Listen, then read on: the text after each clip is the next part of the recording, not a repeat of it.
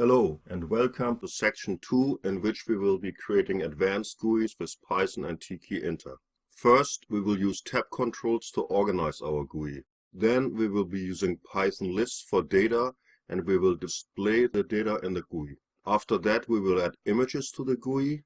Next, we will turn our code into object-oriented code using classes. And in the end, we will test the GUI using the unit test framework that comes with Python. In this first video, we will organize our GUI using tab controls. We'll be using notebooks to create those tabs. We'll be using more label frames to group related widgets together. We'll be creating a scroll text widget.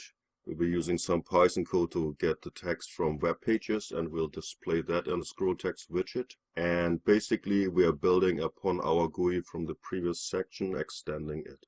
In order to better organize our widgets and to have enough space for them, using a tab control is a great way to go. The tab control is a themed tkinter notebook. We create it by calling the class constructor, passing in our GUI reference as a parent during creation.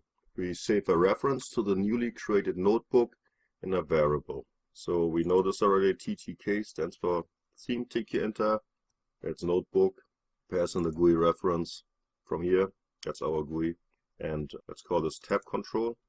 And in order to, that creates a tab control. So now we also have to add tabs. And one way to go is to use frames. Frames are good. So after creating the tab control via the notebook, we create tabs, and we just start with one. So it's a frame, and we have to add the tab we just created to our tab control. The next thing we have to do, we have to pack the tab control.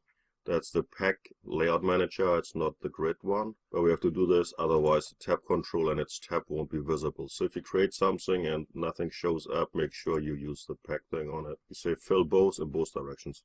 So now that we have a new tab, we're gonna use this one, tab 1. We use this one as the parent. So for the button, the parent now is tab 1, no longer the GUI. And the same for the entry and so on. So everything that's yellow here, you can see that's the parent, which is now our tab 1. So we are creating a frame here, and let's just run it and see what it looks like.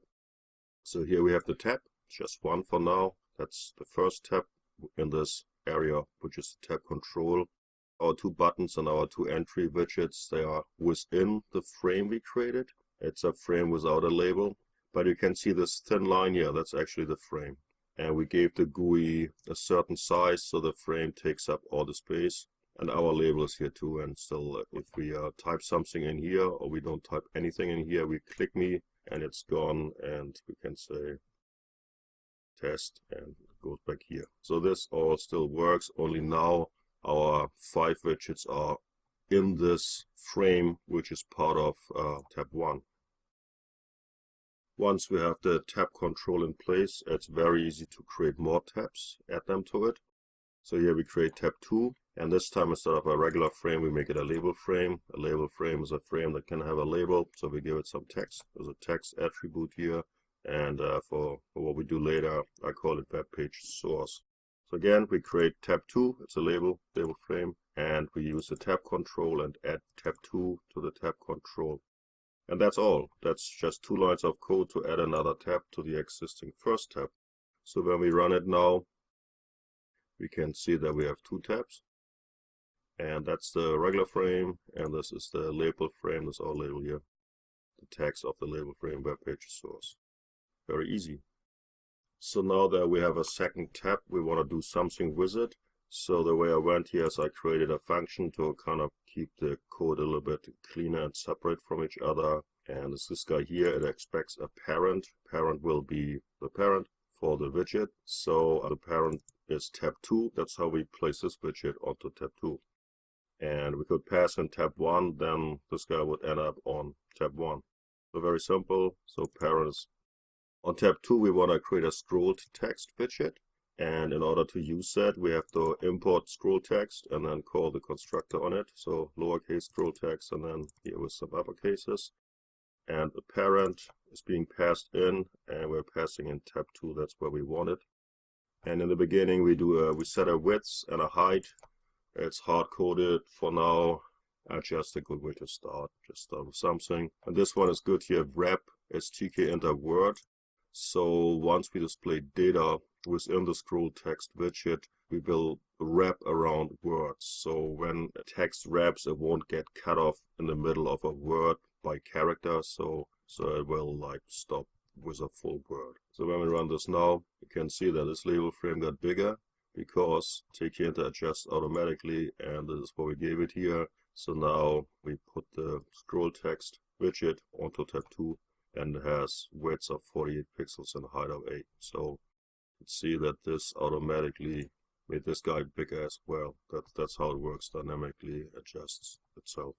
Well, an empty widget, like an empty tab, is boring, so we added a scroll text widget onto it, and that by itself doesn't do too much yet either. So one thing about Python that's great is, of course, lots of functionality with very few lines of code.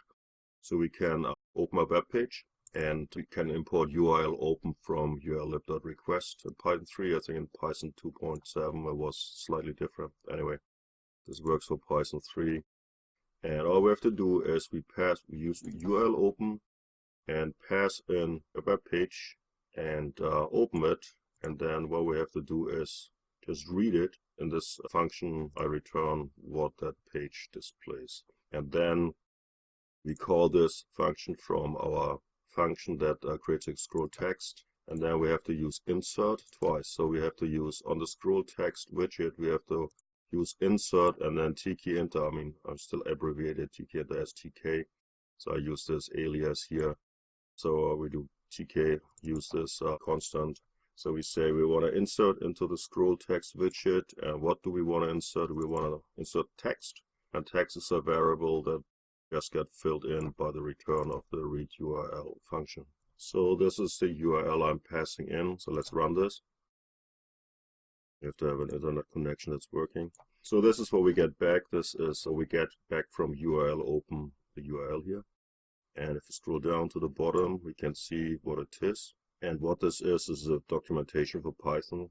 And so if we type this in here into a browser, this is what we get.